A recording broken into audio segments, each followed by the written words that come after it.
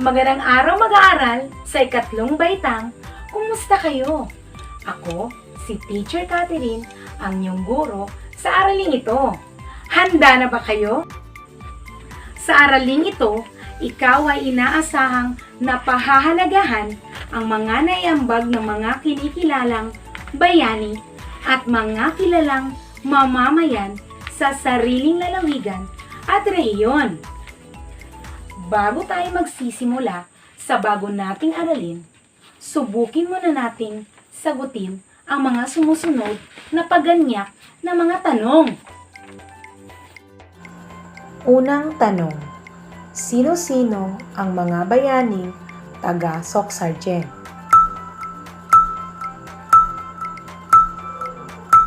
Mahusay! Ang wastong sagot, Manny Pacquiao, COVID-19 frontliners, OFW, at Sultan Kudarat. Pangalawang tanong, ano ang kanilang katangian? Bakit sila ay tinaguriang bayani ng rehiyon?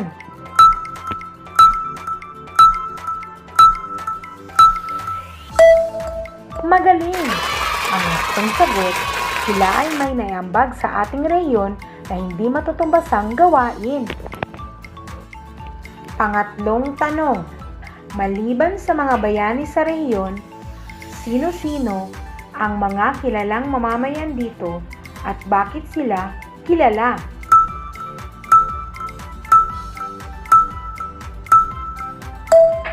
Tumpak!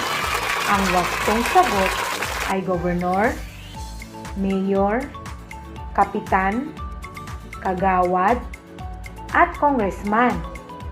Sila ay kilala dahil ito ay naglilingkod sa taong bayan, nagserbisyo sa mga mamamayan. Nasisiyan akong makita kayong lubos na natutuwa sa maikling ngunit nakakapadagdag husay na mga kaalaman. Alam ba ninyo mga bata, ang bawat lalawigan ay may natatanging kasapi na sadyang may pagmamalaki. Kung minsan pa ay makilala ang lalawigan dahil sa kanyang kahangahangang kasapi na ito. Sila ay mga bayani ng lalawigan. Karaniwan sa kanila ay nag-aalay ng kanilang buhay upang maging malaya ang sariling lalawigan. Ang iba ay sumapi sa mga samahang may layuning isulong ang paglaya ng buong bansa. Ngunit, alam mo bang may mga bayani ding hindi man nag-alay ng buhay sa digmaan, ngunit inalay naman ang sarili para mapaunlad ang lalawigan? May mga buhay na bayani kung ituring ang lalawigan, kung kaya't bilang pagpupugay, sila ay pinaparangalan sa mga pansibikong gawain. Mahalagang makilala sila upang mapahalagaan ang kanilang natatanging ambag. Bago tayo magsisimula sa ating panibagong aralin, nais kong pakinggan nyo ang himno ng General Santos.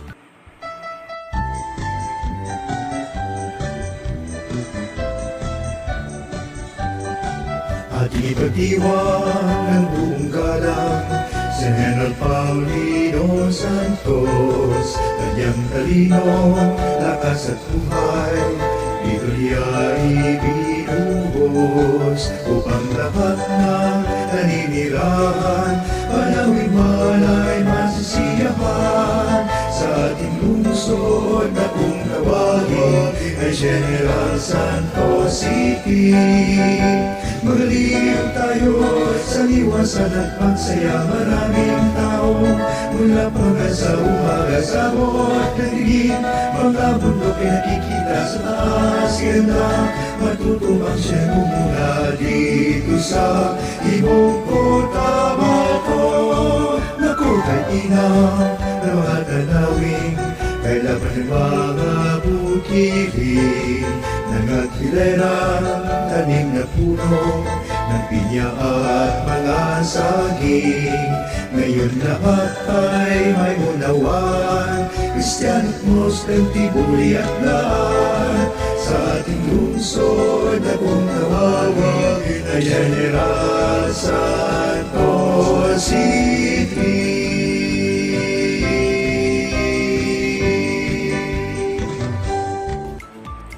Ngayon mga bata, sagutin natin ang mga sumusunod na tanong. Unang tanong, sino ang bayani ng lungsod?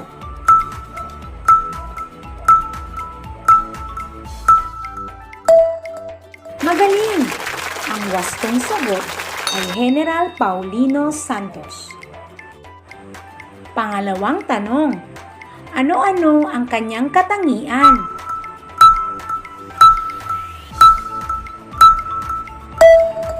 Tumpak! Ang wastong sagot ay matalino, malakas at makabayan. Pangatlong tanong, ano ang kanyang mahalagang nagawa para sa lungsod?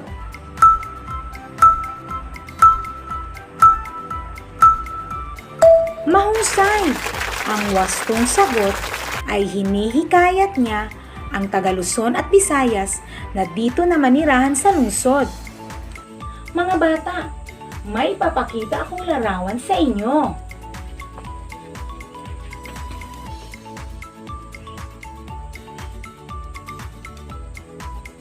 Kilala niyo ba kung sino ang nasa larawan? Siya ay si Sultan Kudarat. Alam niyo ba, si Sultan Kudarat ay isa ng pinunong Muslim? Nagsimula siyang namuno noong 1619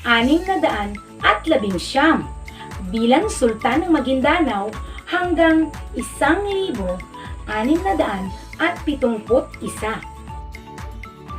Bilang isang pinuno, bahagi ng kanyang mithiin na magkaroon ng pagkakaisa, pagsasama-sama at kalayaan ang lahat ng mga tao sa kanyang nasasakupan. Dahil dito, itinuring siyang bilang isa sa pinakamahalagang bayani ng ating bansa. Bilang pagkilala sa kanyang kadakilaan, hinango sa kanyang pangalan ang lalawigan ng Sultan Kudarat na bahagi ng ating rehiyon. Patunay ang malaking batayog ni Sultan Kudarat sa Kapitolyo ng lalawigang ipinangalan sa kanya at maging sa round ball ng bayan ng Isulan na pinapahalagahan ang kanyang kontribusyon sa pagkatatag at pag-unlad ng Sultan Kudarat sa rehiyon. Mga bata, pagmasdan ang larawang ito.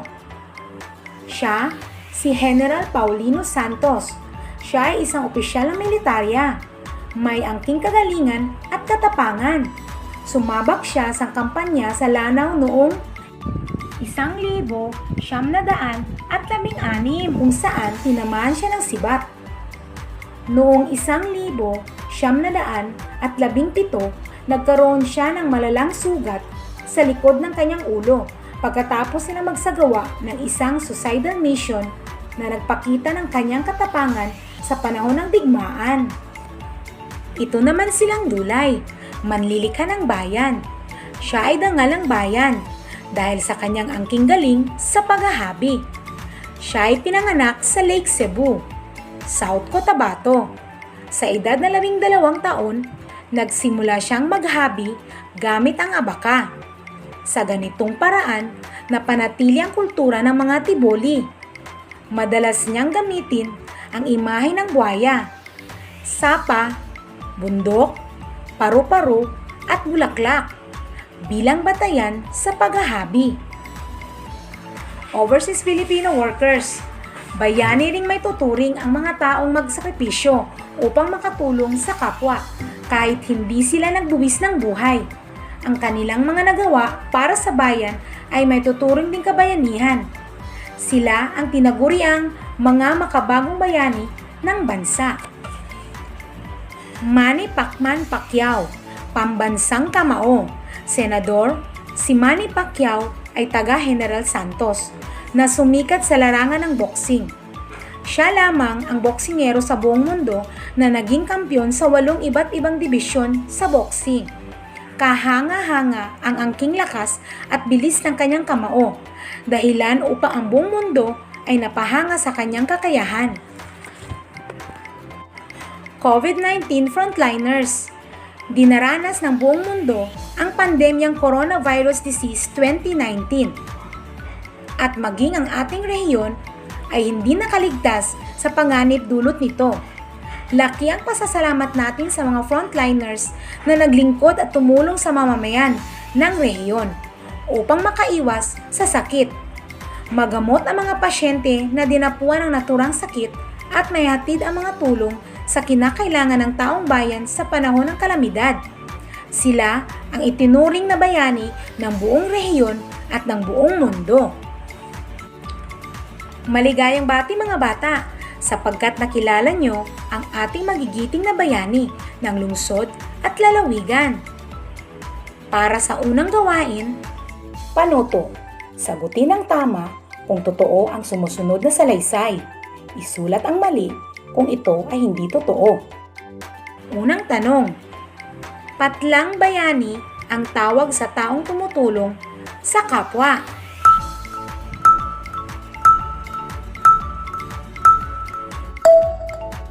Magaling! Ang wastong sagot ay tama. Pangalawang tanong, patlang matatawag lamang na bayani ang isang tao kapag ito ay nagbuwis ng buhay para sa lalawigan.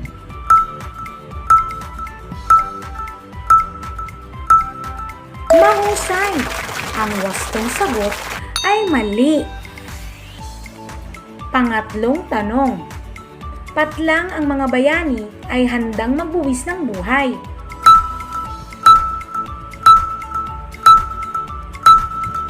Tumpak! Ang wastong sagot ay tama. Magaling! Nasagot nyo ng tama ang aking mga katanungan. Para sa ating pangalawang gawain, panuto. Puna ng chart at isulat ang hinihingi impormasyon sa bawat kolom. Unang hanay, bayani. Pangalawang hanay, katangiang ipinakita. Pangatlong hanay, ginawa para sa bayan. Pang-apat na hanay, paraan ng pagpapakilala. Una, General Paulino Santos. Katangiang ipinakita. Katapangan. Ginawa para sa bayan. Namuno sa pagtatag ng pamayanan ng Coronadal, Banga, Tupi, Tampakan, Pulumulok at Rahabuayan na naging sanhi ng pag-unlad ng ating rehiyon. Paraan ng pagpapakilala. Ipinangalan sa kanya ang lungsod ng General Santos at pinagawaan ng bantayog o monumento sa lugar. Sultan Kudarat. Katangiang ipinakita, makabayan. Ginawa para sa bayan. Pinagkaisa at pinagsama ang mga nasasakupan. Paraan ng pagpapakilala. Pinangalan sa kanya ang lalawigan ng Sultan Kudarat at pinagawaan ng bantayog o monumento sa lugar. Langdulay. Katangiang ipinakita, malikhain. Ginawa para sa bayan. Itinuro sa kababayan ang paghahabi ng tinalak. Paraan ng pagpapakilala. Si Langdulay ay pinarangalan ng National Living Treasure Award ng National Commission for Culture and Arts or NCCA noong 1978.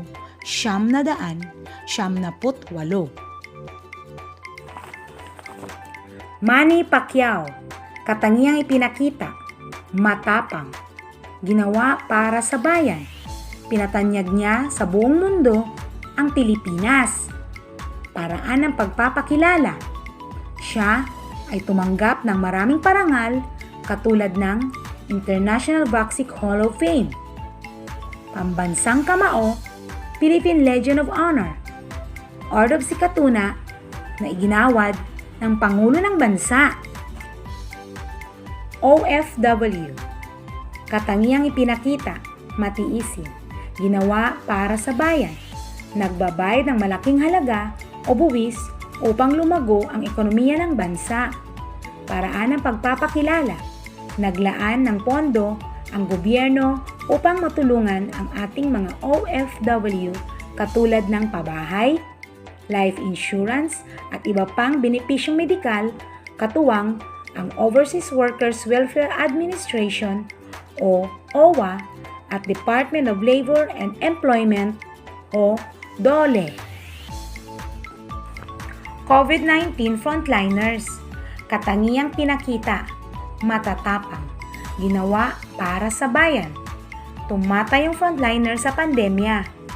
Binibigyang lunas ang mga tinamaan ng COVID-19 at tinulungan ang mamamayan na makaiwas sa panganib. Paraan ng pagpapakilala, sinaluduhan at pinalakpakan ng lahat ang katapatan nila sa serbisyo. Tagumpay at nagawa mong ipahayag ang iyong mga natutunan ayon sa iyong mga ibinigay na mga kasagutan. Panghuling gawain, panuto. Basahin ang sumusunod na pahayag. I-drawing ang mukhang masaya kung ito ay isang paraan sa pagpapahalaga ng pagkilala ng kabayanihan ng isang tao. I-drawing ang malungkot na mukha kung hindi. Unang tanong, patlang ipapangalan sa kanya ang isang lugar.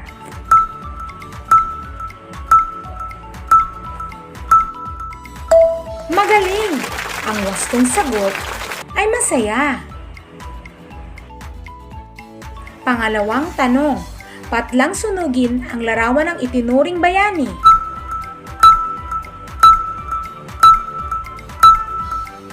Mahusay! Ang wastong sagot ay malungkot. Pangatlong tanong, patlang isulat sa aklat ang kanyang katangi-tanging ambag.